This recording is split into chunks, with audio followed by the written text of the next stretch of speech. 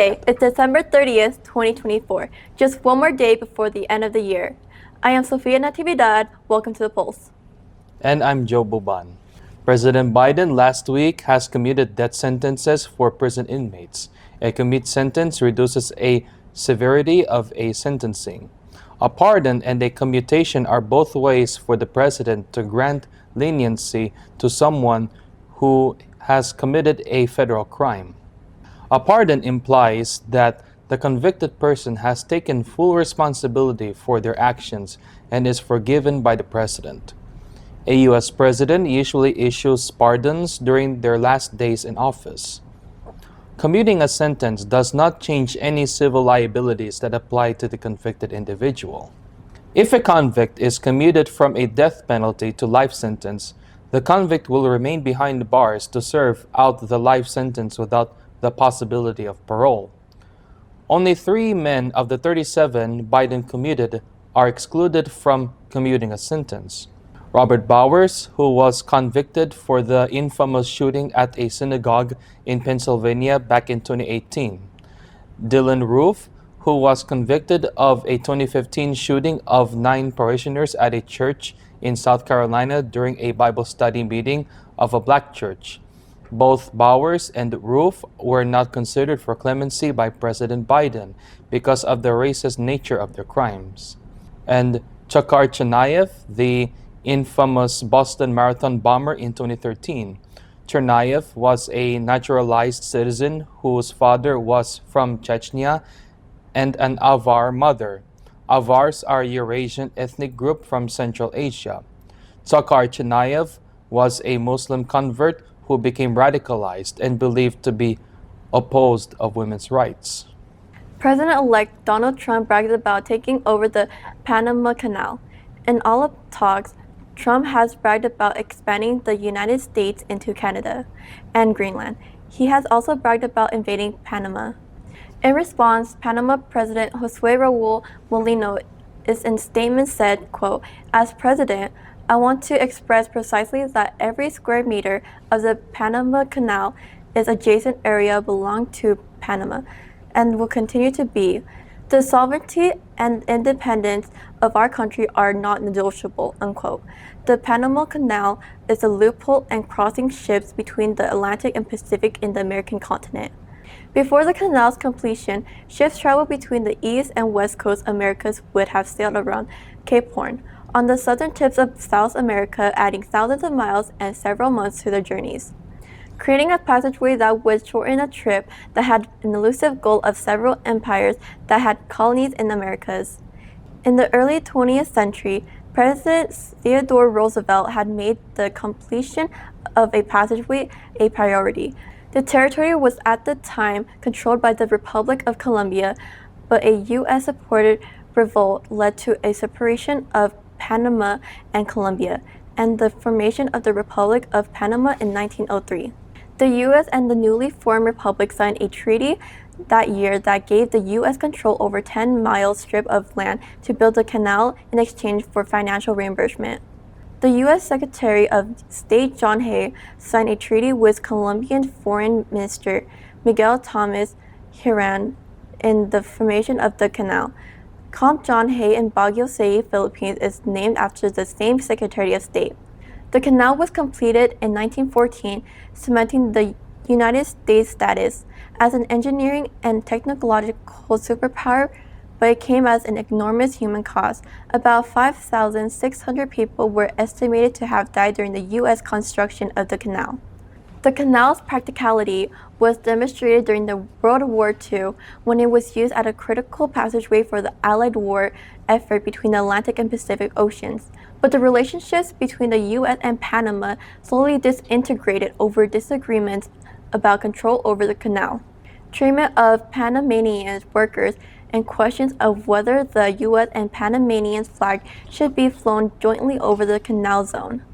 Those tensions reached a peak on January 9, 1964, when anti-American riots led to several deaths in the canal zone and the brief severing of diplomatic relations between the two countries. Years of negotiations for more equitable agreement led to 2 treaties during the administration of President Jimmy Carter. The agreements declared the canals neutral and open to all vessels and provided for joint. U.S. Panamanians controlled the territory until the time of 1999, when Panama would be given full control. We're going into a commercial break. Please stay tuned for more.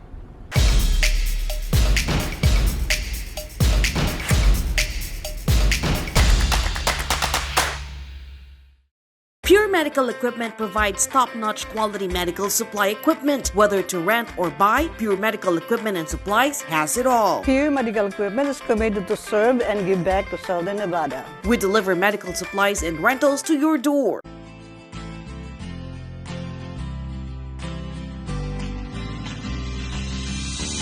Don't waste your money on CBD. Now hold on, don't turn the video off. If you're already taking CBD, good for you. You're on a good path, but there's a much better way. If you're thinking, should I try CBD? Let me answer a couple of questions that might help you make the decision to even try a CBD product. First of all, let's answer the question, what is CBD and where does it come from? CBD is cannabidiol. It's called a cannabinoid, and it's found naturally in many different plants. In fact, as you see here in the Cannabicaceae family, there's hops, sandalwood, hackberry, of course, hemp, even marijuana, but we're not talking here about marijuana. In fact, we're going to be talking about hemp. As I started to mention, CBD can be found in hemp, in rather high levels, as a matter of fact. But here's the problem. CBD is not the only cannabinoid you can find in hemp. Hemp contains over 100 different cannabinoids. In fact, in the Cannabicaceae family, hemp contains the highest level of cannabinoids of any plant, which is why it's the most popular source for CBD. But as I mentioned, CBD is only one of the cannabinoids that you can find in hemp. Hemp contains high levels also of CBC, CBG, and CBN. So why would we want CBC, CBD, CBG, and CBN? Well, as we look at the benefits here from CBD alone, you can see these benefits are great. I mean, who wouldn't want these benefits, right? But let's look at the benefits you can get from CBC. You see, they compound with CBD and offer yet even more. But then let's also now look at CBG. CBG has even more benefits. So naturally, anybody looking for the maximum benefit you can derive from hemp would want CBC, CBG, and CBD. But don't stop there. CBN also has fantastic benefits. So if you're looking for a great hemp product and you're contemplating trying a CBD product, don't just buy CBD. And please, don't buy that cheap gas station grocery store stuff. It's just that, cheap, and it won't benefit you at all. But if you can get a high grade, medical grade in fact, hemp product that contains CBC, CBD, CBG, and CBN, now you are unleashing the full power of your body that can only happen if you have all four of these cannabinoids in your body. If you're taking CBD, you're getting roughly 1/4 of the benefit that hemp can give you. Well, fourth is better than nothing, I suppose, but wouldn't you want 100% of all the benefits that hemp can give you? That is what happens if you take CBD with CBC, CBG, and CBN. So now you're probably asking, well, where on earth do I get all four of those? The problem now is solved. CBX4 contains high levels, not trace levels, and this is very important, contains high levels of all four of these cannabinoids, which means every benefit we listed up until now is available to you naturally in CBX4 and only in CBX4.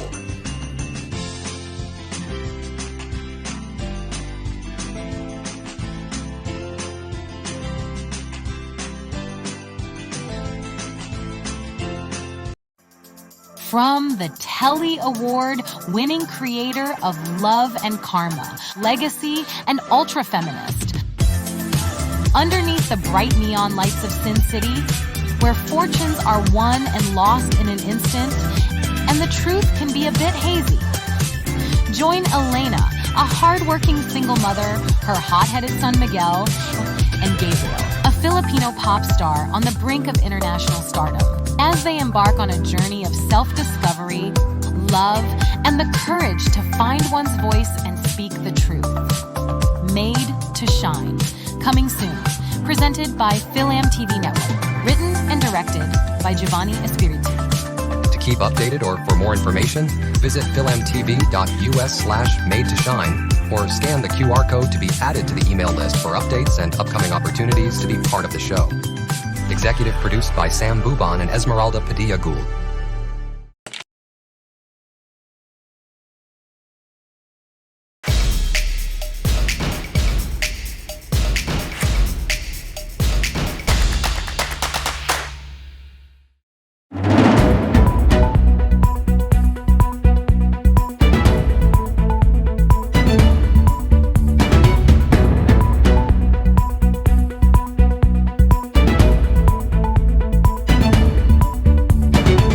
Welcome back to The Pulse.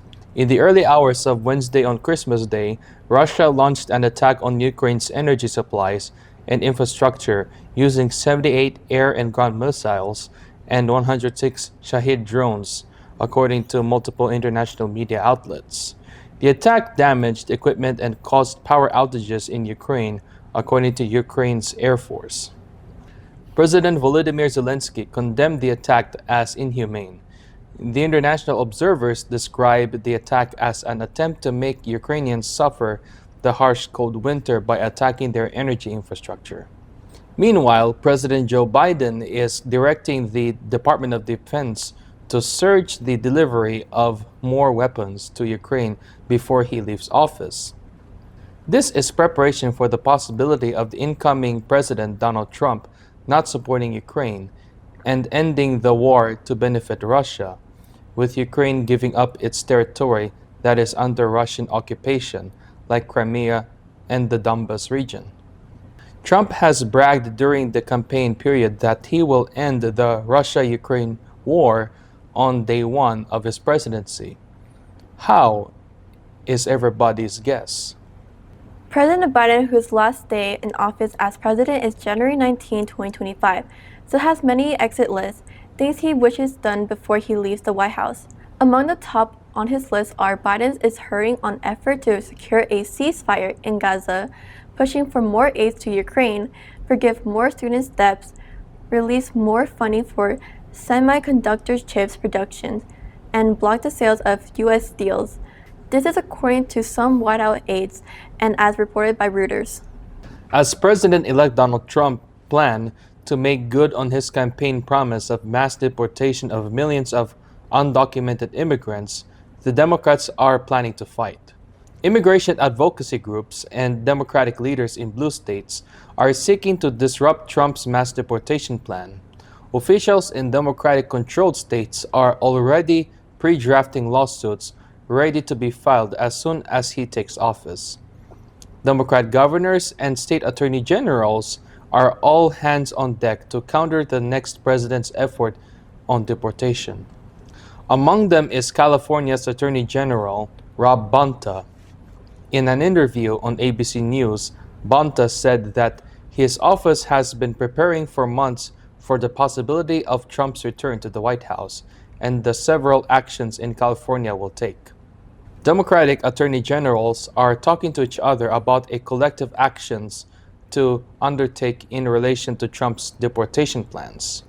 In our world news, in a report by Reuters, Syria's claims ex-rebel factions agreed to merge under the defense ministry. According to Syria's new general administration, de facto commander Ahmed al-Shara has achieved an agreement with the rebel factions to form a signal army under the defense ministry. A meeting between al-Shara and the chiefs of the organizations ended in agreement on the dissolution of the groups and their integration under the supervision of the Ministry of Defense, according to the statement released by the new administration on Tuesday. However, the recently announced accord excludes the Kurdish-led and U.S.-backed Syrian Democratic Forces militia in northeastern Syria, Prime Minister Mohamed al-Bashir said that last week that the ministry will be reformed using the former rebel groupings and commanders who defected from Bashar al-Assad army. According to Rasul Cesar, a reporter from Al Jazeera, since the fall of Assad regime, this is perhaps the most important development that has happened in Syria. He added that soon following the fall of al-Assad administration, opposition militants from around the nation flooded into Damascus, with some claiming various parts of the capital. The main fear now is how these groups have been fighting against the regime during the course of 13 years of civil war. Groups that are heavily armed, how are they going to merge and unite? After talks and several sessions and meetings, Ahmed al-Shara, the de facto leader of Syria, who is the leader of HTS, the most dominant military and political power in Syria, is now saying that all the armed groups have decided to merge under Ministry of Defense. That is quite remarkable development. Following a massive onslaught over 2 weeks ago that propelled the Hayat Tahrir al-Sham, HTS, to power in Damascus, the country's new leaders chose Maraf Abu Kasra, a key member in the revolt that deposed al-Assad, as defense minister in the interim government. Al-Shara had earlier guaranteed that all firearms in the country, including those held by Kurdish-led troops, would be placed under state control. He has attempted to convince Western officials visiting him that HTS, a former al-Qaeda offshoot, will not pursue vengeance against the prior regime or oppress any religious minority. He stated that his primary focus is on reconstruction and economic development, and that he is not interested in engaging new conflicts. We will take a break. Please stay with us.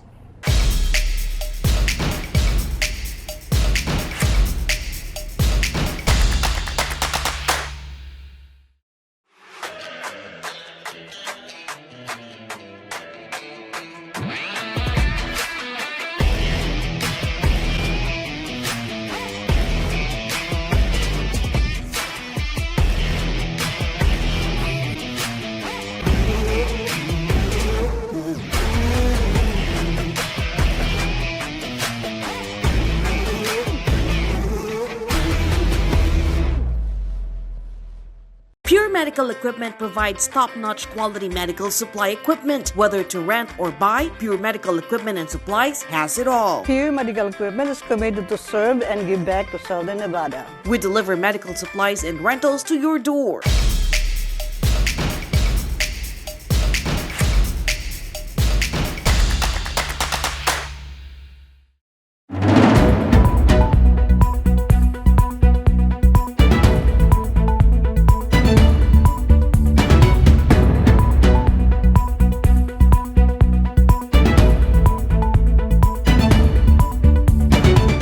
Welcome back to The Pulse. The political turmoil in South Korea continues as the country's biggest opposition, the Democratic Party, or DP, filed a motion to impeach. But this time, the acting president, Han Duck-soo, the motion was made last Thursday, the day after Christmas. The opposition has urged that Han enact special legislation to probe his impeached predecessor, Yoon Suk-yeol. The country is still suffering from Yoon's brief attempt to establish martial law on December 3rd, which he partially blamed on the opposition's proclivity to impeach government leaders. Prime Minister Han succeeded Yoon, who was impeached on December 14 and is awaiting a constitutional court decision on whether to remove or restore his powers. According to Al Jazeera's Rob McBride, the new impeachment bill could be voted soon in plenary sessions. Should it go through, the third in line of succession is the finance minister, the deputy prime minister, who would then take over. This threatens to cause further instability and political volatility. With a majority in parliament, the DP initially asked that Han sign laws for special prosecutors to probe his predecessor, Yoon, for his martial law proclamation, as well as his wife for corruption and other charges. However, Han Duck-soo did not include the legislation on the cabinet agenda, instead urging the government and opposition parties to engage in further negotiations. DP Floor Leader Park then stated that there are no place for discussion over a UN investigation. That Han's stance, quote, left us with no choice but to interpret it as intentions to continue the insurgency by delaying proceedings, unquote. The opposition claimed that impeaching Hans requires only a simple majority of the 300-member parliament, which is the standard for cabinet members. The ruling People Power Party, PPP, contends that a two-thirds majority is required because Hans is currently acting president and not just a cabinet minister. In Africa, Mozambique's opposition leader promises to establish himself as president. According to a BBC report, Venancio Mondlane, Mozambique's biggest opposition leader, has announced that he will become president on January 15th, denying his defeat in presidential elections. His announcement came as his followers conducted violent rallies around the country, demanding the end of the Frelimo's party's 49-year rule. On Christmas Eve, the capital Maputo was like a ghost town, with practically all businesses closed and residents staying at home to prevent the city's worst turmoil since Frelimo swept to power before independence in 1975. Frelimo's offices, police stations, banks, and factories have been robbed, vandalized, and set on fire around the country. The Interior Ministry stated late Tuesday that at least 21 people had been killed in the unrest since Monday. The latest turmoil began on Monday when Mozambique's top court validated the win of Frelimo's presidential nominee, Daniel Chapo, in October elections. Mondlane had challenged the result, claiming that the poll was rigged. Mondlane stated in a Facebook Live broadcast that his fans on Tuesday that he rejected the Constitutional Court's verdict and that he would take office as president on January 15. The same day that Chapo is scheduled to be inaugurated, President Felipe Nyusi is set to stand down at the end of his 2 mandates. It is unclear how Mondlane plans to enter office, considering he is now a self-imposed exile in an undisclosed location. Mondlane has repeatedly galvanized his fans through Facebook Live addresses, but has encouraged them to be nonviolent. He said, quote, "We're with the people. We do not advocate any form of violence," Mondlane stated that in his most recent address. Chapo has yet to comment on his declaration. The October election was the first time both of them had run for president, and the Electoral Commission declared Chapo the winner with 71% of the vote to Mondlane's 20%. The Constitutional Court amended the results, granting Frelimo 65% and Mondlane 24%.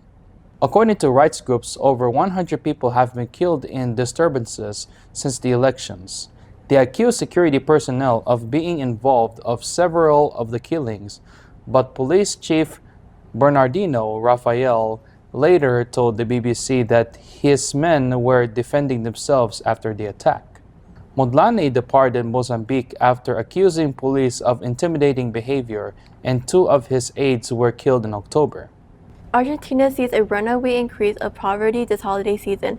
In 2021, the country saw a deadly rate of inflation of over 90%, one of the country's highest inflation rate. A year since the election of President Javier Milei, who promised to get rid of banks and government departments, Argentina saw an increase of over 100% of inflation rates, marking a skyrocketing of unemployment. A mass protest led by the movement of excluded workers held a rally in front of the legislative building and held a public dinner gathering in show of protest and distrust of the economic setbacks, increase of poverty and indigence, and budget cuts proposed by President Milei. More than 50% of Argentinians live below the poverty line.